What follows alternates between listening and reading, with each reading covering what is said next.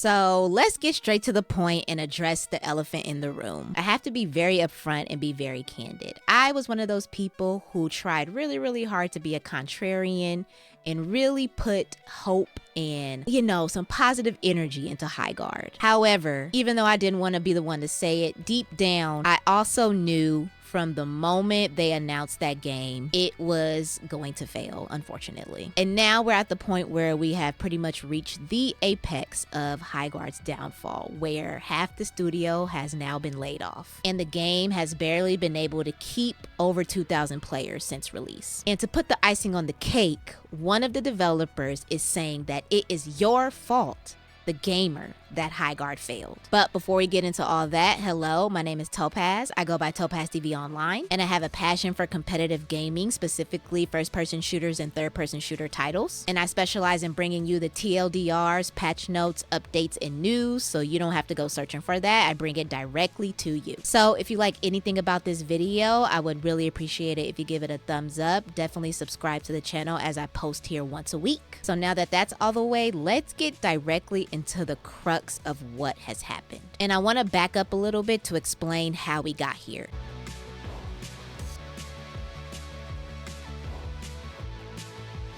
So it's December 2025, we are at the Game Awards, and we've made it all the way to the end of the show, and it's time for the final announcement of the night. Jeff Keighley walks on stage and introduces a brand new game from the ex-developers of Titanfall and Apex, and this game is titled Highguard. And it's explained to us as revolutionary, something that is going to change the FPS genre forever. And we are shown a trailer that to most gamers looked very generic, very much like Apex, very much gimmicky, and very much not revolutionary at all. And because of this, Highguard and the developers over at Wildlight Studio are hit with a huge, massive wave of negativity online. And people were letting them have it. I mean, saying the game looks like Concord 2, the game is dead on arrival, attacking the developers. I mean, it was just a hate train from the minute it showcased at the Game Awards. Following the announcement of the game at the Game Awards,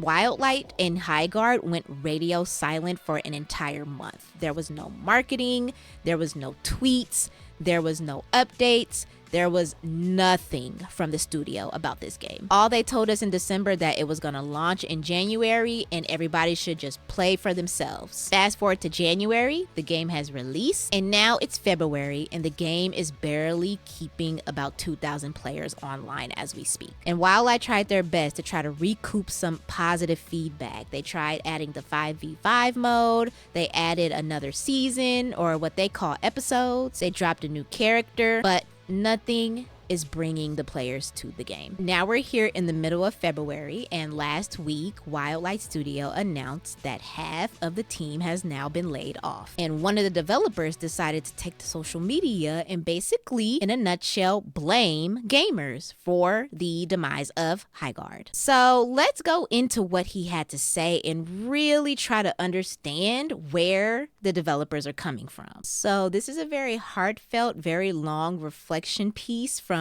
Josh Sobel, who is one of the now ex-developers at Highguard, and he gives a very lengthy perspective of what he thinks might have went wrong with Highguard. So we're gonna read it and we're gonna see from his perspective what's on his mind. So he starts by saying, "Apologies for the length. Been wanting to say a lot of this for a while. The day leading up to the Game Awards 2025 was amongst the most exciting of my life. After 2.5 years of passionately working on Highguard, we were ready to reveal it to the world. The future seemed bright. Everyone I knew who had any connection to the team or project had the same sentiment, which is a red flag already, because why do they have the same sentiment? Why is there no honest and valid, critiquing happening behind the scenes, right?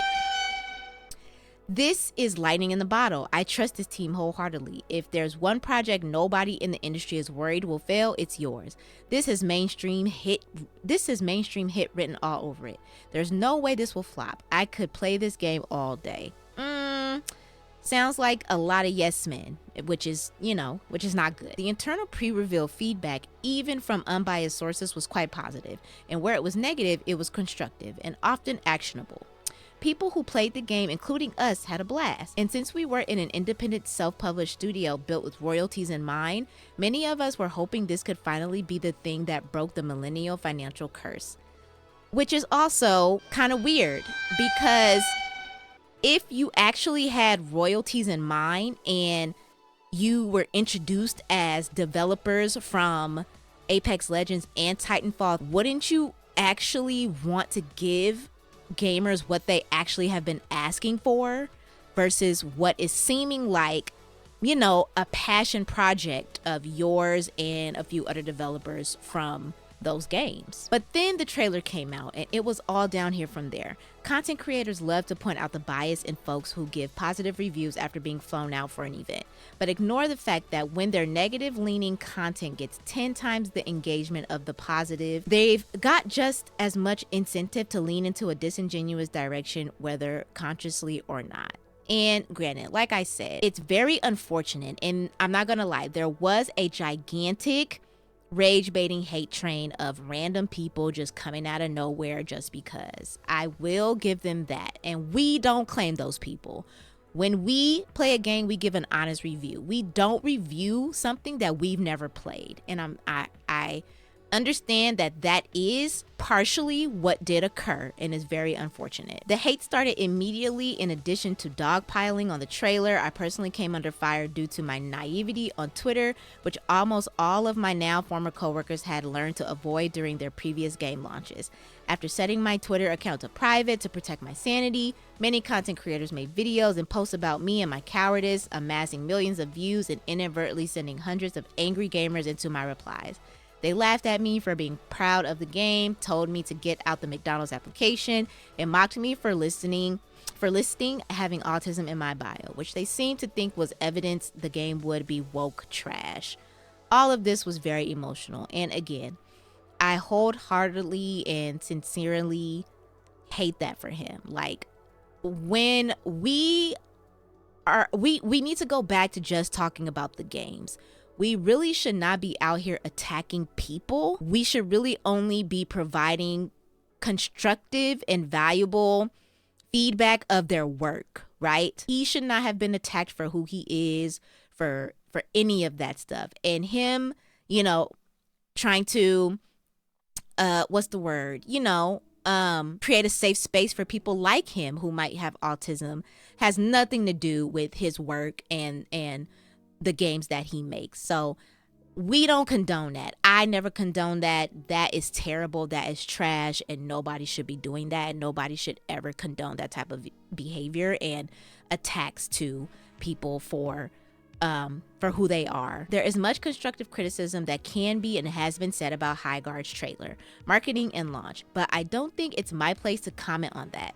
I also don't think there's any way to know whether the launch would have fared better or worse without the massive spotlight that was thrown onto us in response to the Game Awards trailer placement, but we never got that chance. And unfortunately, I'm not gonna lie, and I do agree, Highguard being the last announcement at the Game Awards did not help them. I would have put that maybe at the front of the show, but having it at the end was not beneficial either. I'm not gonna lie. We were turned into a joke from minute one, largely due to false assumptions about $1 million ad placement, which even prominent journalists soon began to state as fact. Within minutes, it was decided this game was dead on arrival, and creators now had free rage bait content for a month. Again, very unfortunate. That shouldn't have happened. Every one of our videos on social media got downvoted to hell. Comment sections were flooded with copy-paste memes.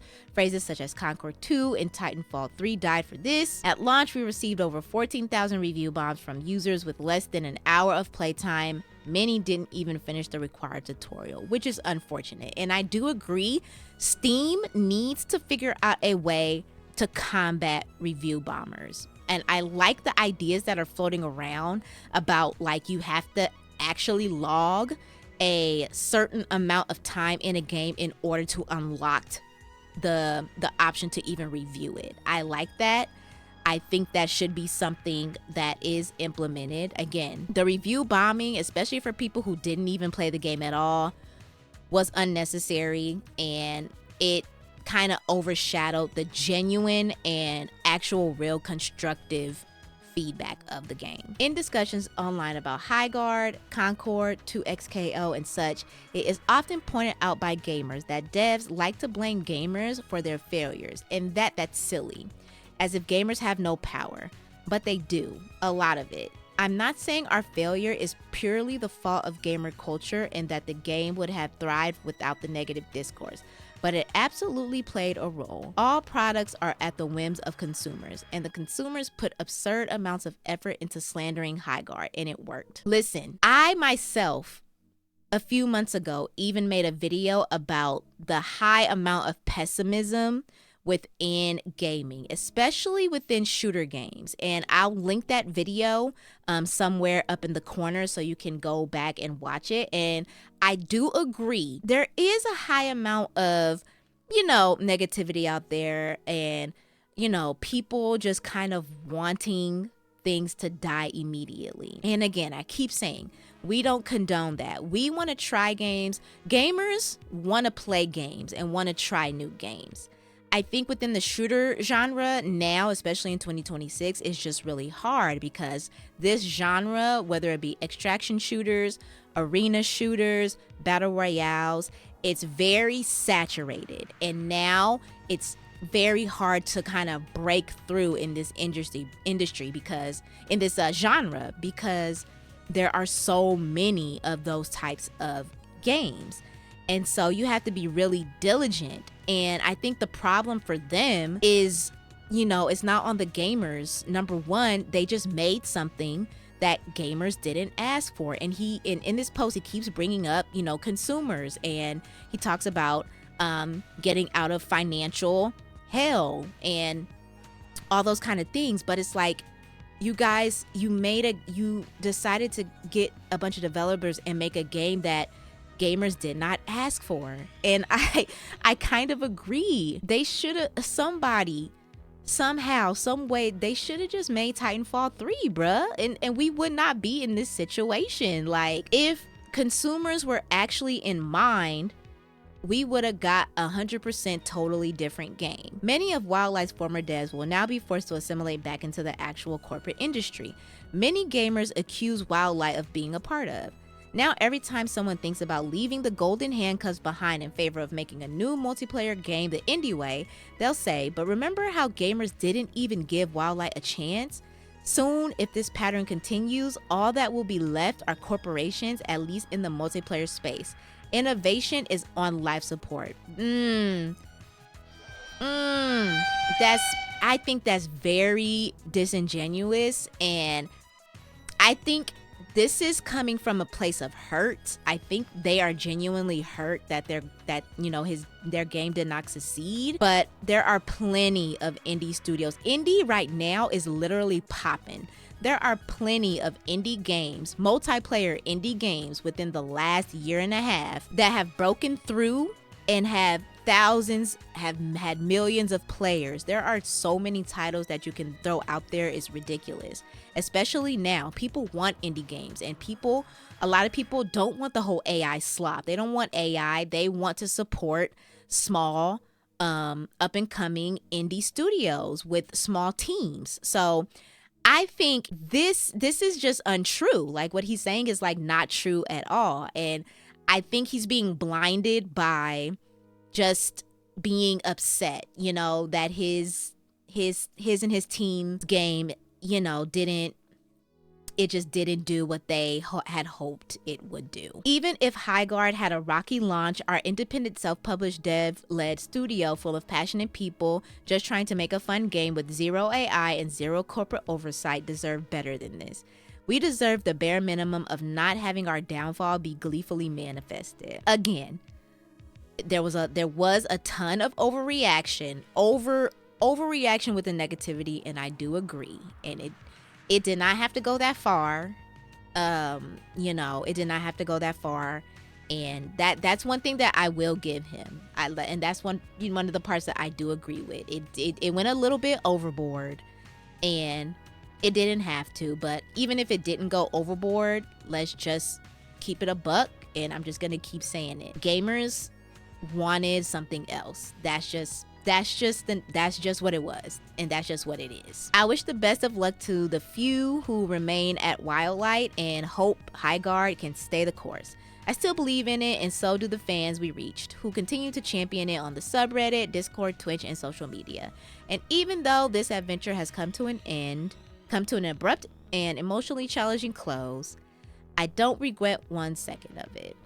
And you know, it's very unfortunate. It's very, very, very unfortunate what happened, but this is a lot of this is valid, but also some of it is just, I think it's really just coming from a place of, damn, I thought we had something and it just wasn't it, unfortunately. So yeah, it's a lot. And again, you know, there are still some people playing Highguard. Some people had some positive things to say about it, and who knows, maybe it could turn around. There's still plenty of time, and there are plenty of games that have risen up from the dead, but you know, who knows? And if you've made it to the end of the video, thank you for sticking around, and leave a comment and join the conversation. How do you feel about the current state of Highguard and what's in the future for this game? And again, if you liked the video, please give it a thumbs up, subscribe for weekly updates for your favorite shooter games. My name is Topaz TV, and I'll see you in the next video.